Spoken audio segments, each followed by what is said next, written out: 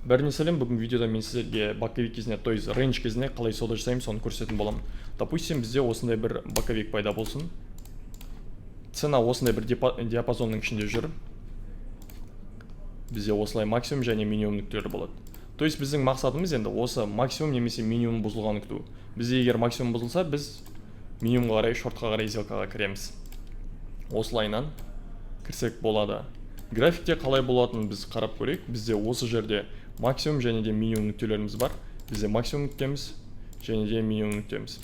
Енді біздің мақсатымыз ценаның осы екеуінің біреуінің бұзғанын күту. Қарап көрейік. Бізде максимумды бұзды, біз то есть енді шортқа қарай, минимумға қарай сделкаға кіреміз. Осылайынан енді отработкасын қарап көрейік. Все, бізде осылайынан плюспен жауып отырмыз. Егер де толығырақ білгілеріңіз келсе, төмендегі видеоға өтіңіздер.